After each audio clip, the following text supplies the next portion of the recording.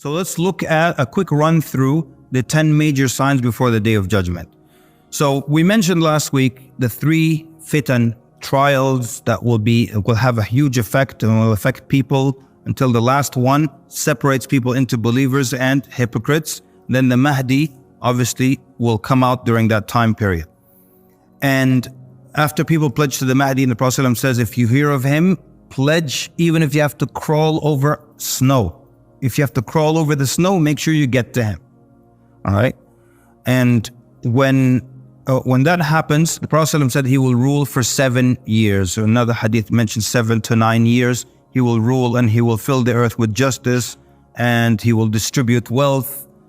But the Dajjal emerges during this time period. And before the Dajjal emerges, the Prophet ﷺ mentioned 3 years. The first year before the emergence of the Dajjal, Allah subhanahu wa ta'ala will command the sky to withhold 1/3 of its rain and the earth to withhold 1/3 of its vegetation.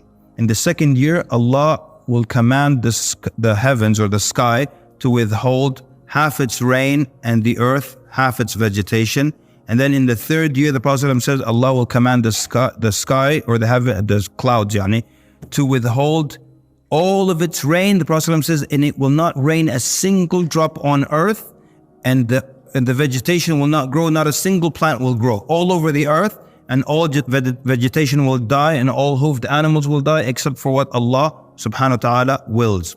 Then the Mahdi emerges when there is this famine and starvation and sorry, not the Mahdi, the Dajjal.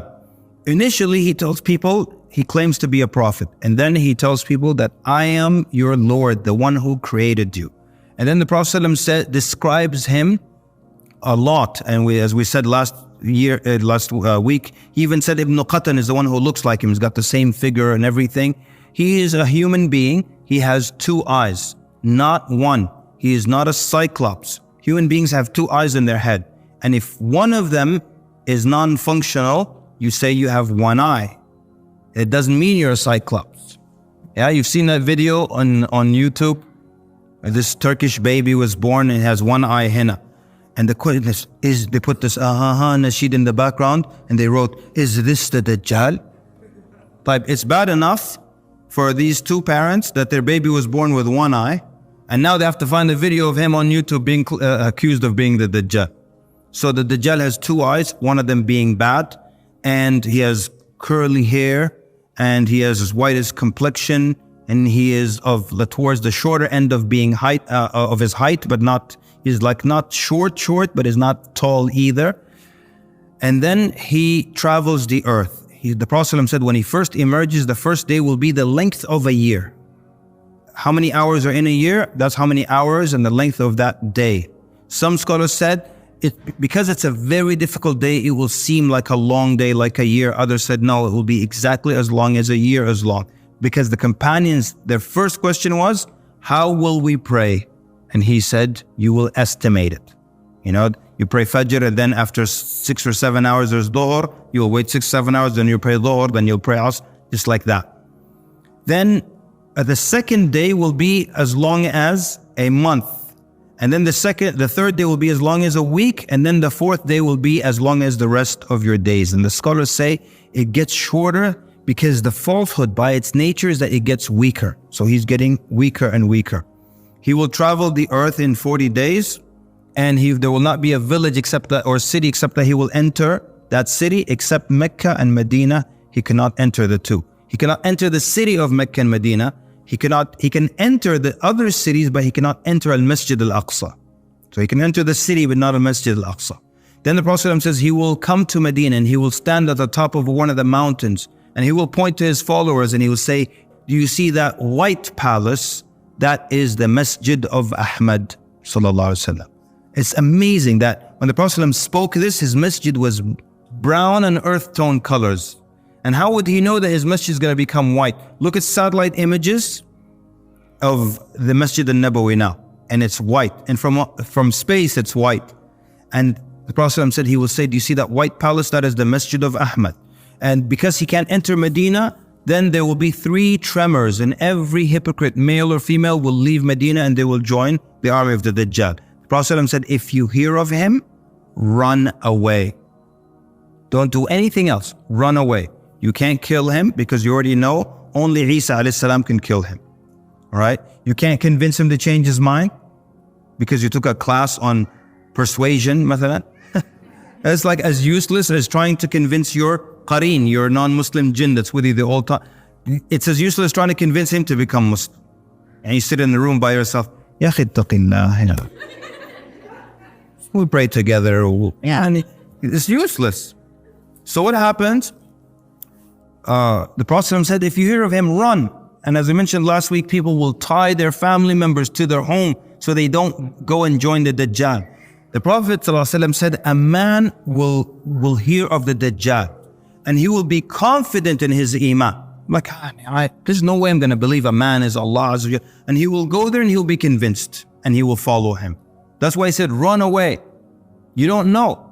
Believers will follow, non-believers will follow him, and he will produce things. He will first of all, he will command an area of the earth, yani a land, and every precious gem, metal underground will come up. The Prophet ﷺ said, like a swarm of bees, it will follow him.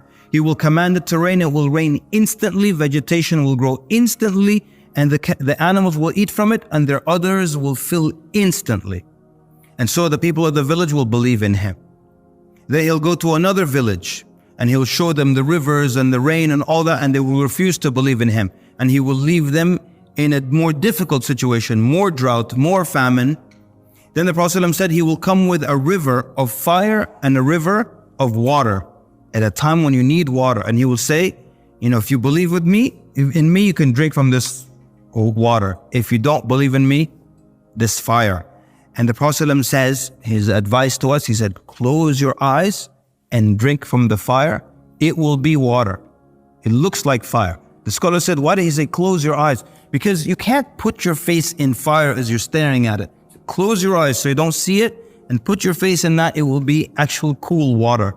And those are the believers. And then, of course, we're moving quickly. Then he gets aggressive and he's not killing anyone. He is just testing people, and the shayateen will assist him. By the way, in the story of the Dajjal, you don't hear about the Illuminati or anything else. Okay? So, that they will pave the way. What paved the way? Do you see pave the way in this story? So, the shayateen will assist him. So, he will tell a person, if I bring your mother and father back to life, will you believe that I'm your Lord? And the man says, if he could do that, I'll believe. And then two shayateen, the hadith says, will take the form of his parents. So you will see your mother who died 25 years ago, exactly her, in the flesh and same sound, and she'll say, my son, listen, I've died, I know where I'm from, I've been there. He is your Lord, believe in him, and the person will believe in him. And then then there's the incident of one of the greatest martyrs in the sight of Allah.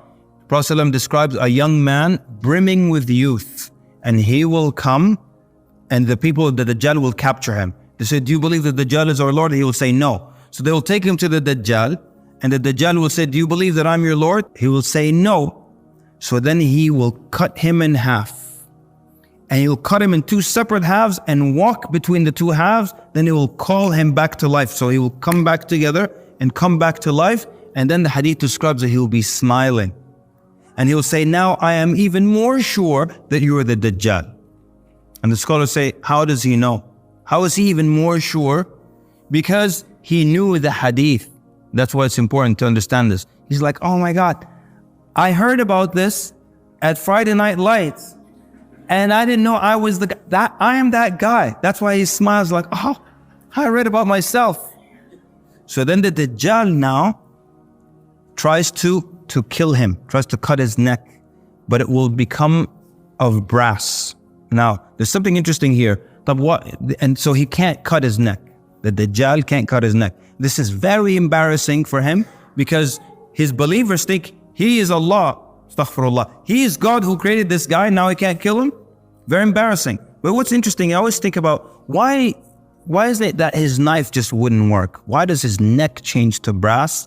Because that's visible. Everyone can see that his neck changed to an actual metal, and now nothing works. So now this is embarrassing for the Dajjal, so he takes him and throws him into a fire. But the Prophet ﷺ said he will actually be throwing him into a Jannah, and he will be of the greatest martyrs in the sight of Allah.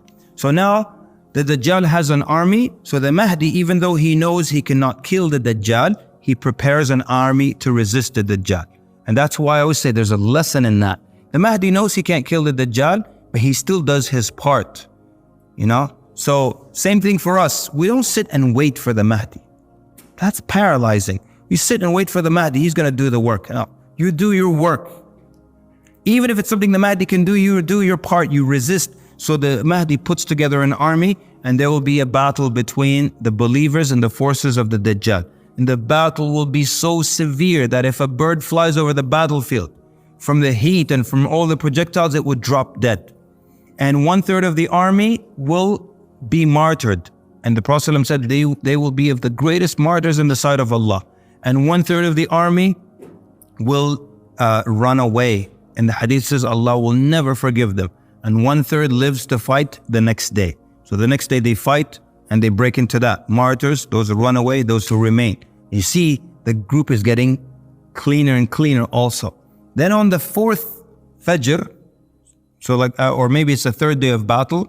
So basically what happens, then like I described it earlier, they make the iqamah, they're about to pray Fajr, and then they see the sky open up. And the Prophet ﷺ describes they will see Isa Alaihi Salaam descending with a hand on the wing of each angel. He's with 2 angels, hand on this wing, hand on this wing, and he's descending. Prophet ﷺ describes his hair.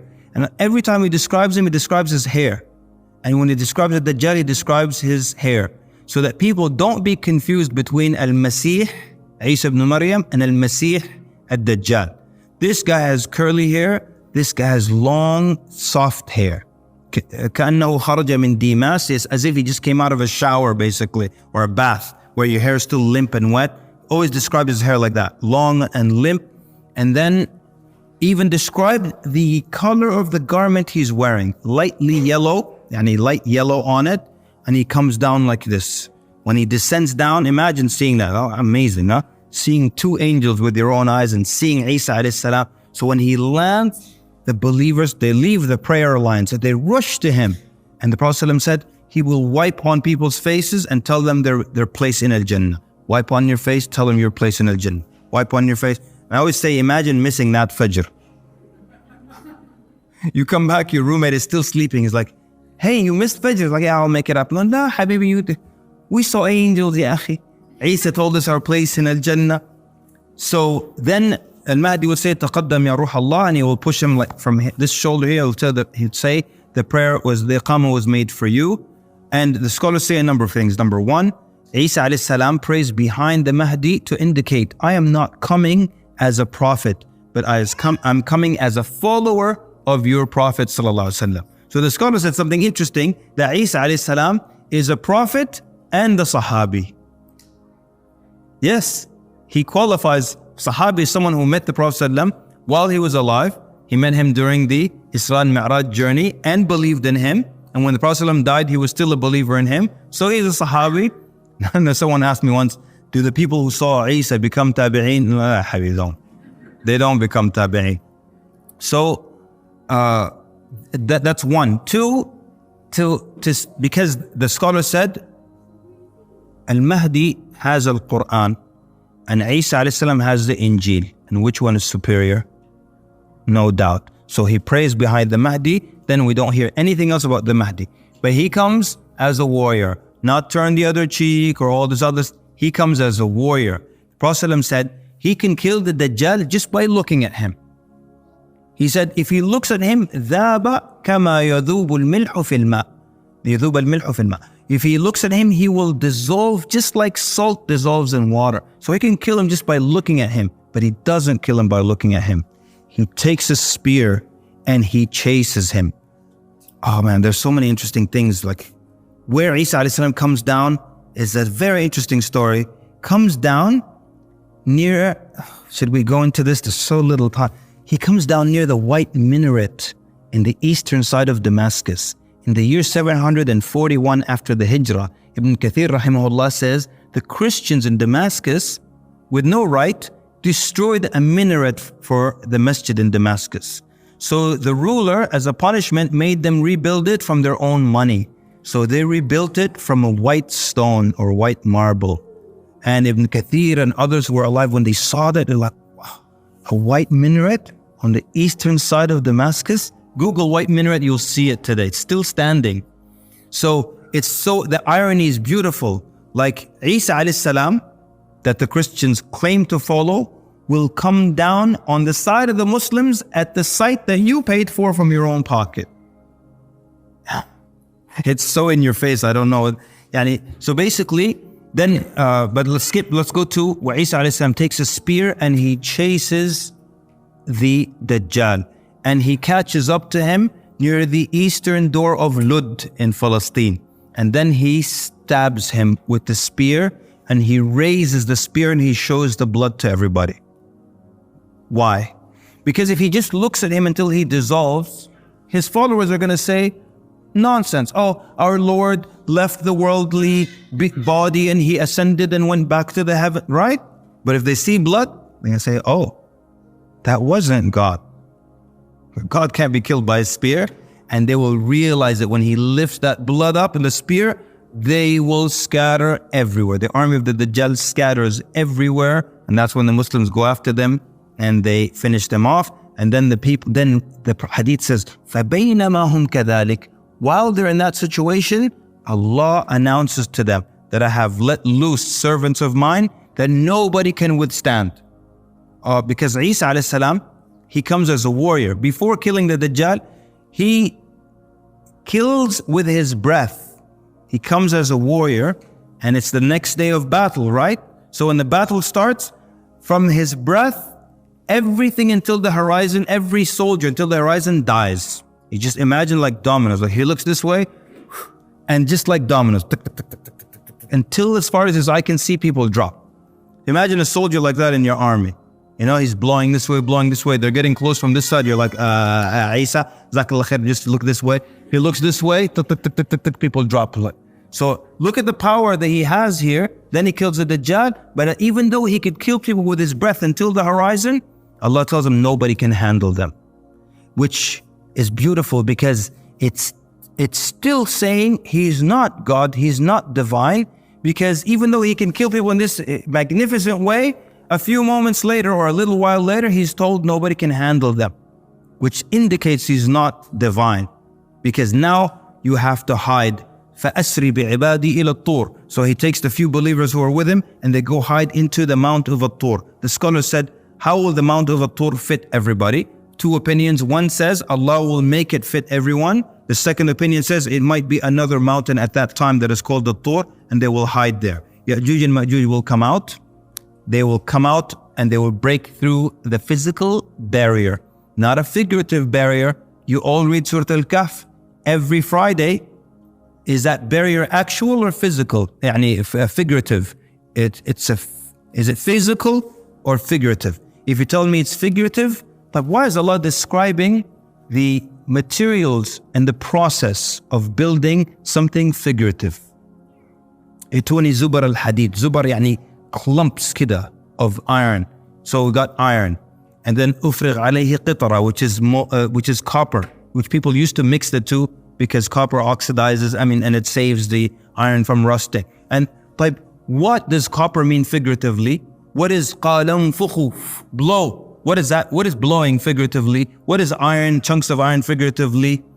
What is this said figuratively? It's an actual barrier. They break through and they come out angry because you're the ones who trapped us. So they begin to kill everybody on earth. I'm going to go super fast now. Isa Alaihi Salaam and the believers, they wait until they're hungry and they're poor. The Prophet says, until the head of an ox to one of them is more beloved to them than 1,000 dinars for one of you. That's how poor they are. Then finally, and they're just making dua to Allah. That's all they can do. And even though Ya'juj and Ma'juj scour the earth, they'll never find them. And the scholar said, just like you believed in Ya'juj and Ma'juj without being able to see them, your reward is that they will not be able to see you. So then a young man volunteers to go see what's going on, if they're gone or not. And they all bid him farewell. They expect him to die. And he goes out, and Ya'juj and Ma'juj are dead everywhere. Because when they were making dua, Allah sent a nadaf, these small worms that enter into their bodies and they go into their brain. فَيَمُوتُ the Prophet ﷺ said, they die the death of one man. Yani when you have billions of people or millions of people, everyone has a different immune system. So today this guy, his throat itches and he coughs. Tomorrow he dies. Then tomorrow the next guy starts, I think I'm coming down with something, then he dies. But the Prophet ﷺ said they all die the death of one man. So these millions, how does one man die? Like this? All these millions die the same instant. All of them just drop, shoot, like that. So he goes out and finds all the dead bodies. Then he lets Isa and the believers, alayhi salam, and the believers know that they're all dead. Then they come out and then, but there are dead bodies everywhere and the whole world reeks. So they make dua to Allah Azza wa Jal again. And the Prophet ﷺ says Allah will send birds that have necks like camels, long necks. And they will carry the bodies of Ya'juj and Ma'juj to wherever Allah decrees. Other scholars said, or narrations mentioned, they will throw them out in the ocean. And then Allah subhanahu wa ta'ala will send a thick heavy rain that will cleanse the earth. فَتُصْبِحُ كَالزَّلَفَ. So it looks like a mirror, shining and bright. And it will be said to the earth, it will be said, return your ثَمَرَتَكِ وَرُدِّي بَرَكَتَكِ. Yani return your fruit and return your original blessings. And the Prophet ﷺ described that a group of men can eat one pomegranate and they can even get shelter under its skin. That one cow will produce enough milk for the entire village and one sheep for the whole family. And this is true peace on earth. There's not a single liar, not a disbeliever. Isa alayhi salam broke the cross symbolically and he killed the pig symbolically. Some scholars said not a single pig will remain on earth. Finally, you don't have to say, well, is it put on the same grill as pork? None of that stuff. Okay? Others said symbolically he will kill the pig. And the people will only see true dreams. And the child will put its hand in the burrow of the snake and it will not bite him. And predatory animals will not attack the cows and the sheep. It's just the best time to ever be alive. And the Prophet ﷺ said a sajda will be better than the whole world and everything in it. And you just imagine that. You make sujood, you're not in a rush to get out of it, to run to the market or to do this. Just that's it. Only the best of people are alive. And then Isa alayhi salam remains for a number of years and he makes hajj and he visits the Prophet ﷺ and he gives him salam and the Prophet ﷺ responds to salam. Then he is, some scholars said he will probably get married. We don't know. And it's not acceptable to make dua to be his wife. Scholars actually mention that because people say, can I ask Allah to be the wife of Isa when he returns? They said it's not from the adab of dua to ask, Ya Allah, I want an orange house in the Jannah. But if you get a purple one, you're like, I don't want it. It's not good adab. So he will be buried. The scholars had this, let's call it a theory or an idea for a long time. There's no clear evidence for it. But they believe that he will be buried possibly with the Prophet ﷺ and Abu Bakr and Umar radiallahu anhu, because there's a space for one body there. And they said, most likely people will think, let's bury him with the Prophet ﷺ. Allah Azza wa Jal knows best. And then, so when he dies, the Muslims will pray over him and bury him. Then we've got generations. And we start to see evil come again and wickedness come again. And the shaitan's influence rise up again. And killing and lying and cheating. See, people forget the timeline. There's going to be, the timeline, there are generations and the beast emerges and marks people and then generations come and then the smoke and then, so when Islam then disappears and there's no, the Quran, there's not a Mus'haf on earth, it will be lifted. All this is very end of times. The Kaaba will be destroyed, very end of times. Prophet ﷺ said, يُخَرِّبُ الْكَعْبَةَ ذُو السُّوَيْقَتَيْنِ مِنَ الْحَبَشَةِ. A man by the name of ذُو السُّوَيْقَتَيْن, by the description of having two bow legs. And the Prophet ﷺ described him with small ears and physically a deformed body. And he will destroy the Kaaba. The Prophet ﷺ says, كَأَنِّي بِهِ. It's as if I'm looking at him right now. يَقْلَعُهَا حَجَرًا حَجَرًا. He's taking it apart, stone by stone, brick by brick. Nobody stops him. Yes, because nobody knows what the Kaaba is. This is very end of times. No one has a clue. So he destroys the Kaaba, nobody stops him. And Allah doesn't stop him because what's the use of stopping him? Allah stopped Abraha and his elephants because if they destroyed the Kaaba, they would have threatened its existence. They would have switched it to the one in Yemen. But Here, Allah's not going to protect the Kaaba. There's no need for it. Nobody knows what it is. This is very end of time. So sometimes people get confused. That's because they don't pay attention to the timeline. But basically, after that, we've got 3 signs so far. The Dajjal, Isa, Ya'juj and Ma'juj. These 3 happen in order. There's no dispute about the order. You saw how they were attached to each other, right? That's why when somebody says Ya'juj and Ma'juj are out, la habib. Unless we're Ya'juj and Ma'juj, they're not out, okay? Then there will be a landslide, no detail here. A landslide in the east, a landslide in the west, and a landslide in the Arabian Peninsula. We all know what a landslide is. Are we talking about a little sinkhole in a neighborhood in Guatemala? No, it's so major that everybody recognizes it because one of the major signs. So that now we're up to 6. Landslide east, west, Arabian Peninsula, and the first 3. Then the sun rises from the west that we talked about, and the beast that emerges from the earth. And the Prophet said, whichever one comes first, the other one will come right after. Then the smoke. And the smoke is the actual physical, thick, heavy smoke that fills everything. The roads, every room, every house, everywhere. And when you inhale this smoke, the believer gets the sniffles. But the disbeliever becomes blackened and he becomes bloated. And so it will label them like that. And then after that is the great fire that gathers all the people to the land of resurrection. So it's a fire that's bringing people. Some scholars say from all around the earth. Others say just from I don't know, maybe like the Middle East, parts of Asia will be pushing people. It's like, imagine it like lava almost. It's traveling with people. Prophet said, تَقِيلُ حَيْثُ قَالُوا. Yani wherever they stop to take a nap, the fire stops moving.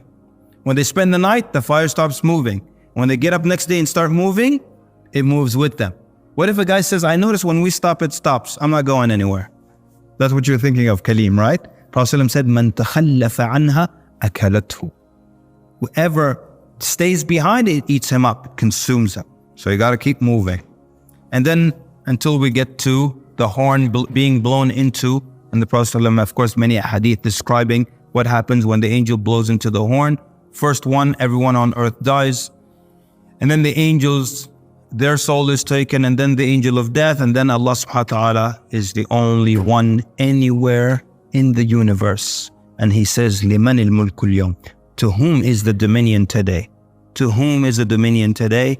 And then He answers Himself by Himself subhanahu wa ta'ala, because there's nobody else. لِلَّهِ رَبِّ الْعَالَمِينَ. Then He brings the angel of death back to life, then the angels back to life. ثُمَّ نُفِخَ فِيهِ أُخْرَى فَإِذَا هُمْ قِيَامٌ يَنْظُرُونَ. Then the horn is blown into the second time, and people are standing. It's called Yawm al-Qiyamah, because people are standing and they're looking around, completely back to life, conscious, this is me, my same body, and they're standing there waiting for the judgment to begin. That part is another story, another description. But for the most part, these are the major signs before the Day of Judgment. The minor signs are many. Some of them have happened, some are happening, some are going to happen. But are we at the end of times? One more time, we said if we look at where we are in the age of the earth, we're towards the end of the age of the earth. The description of our world today, is it the description of the world where all these things happen? No, not at this moment.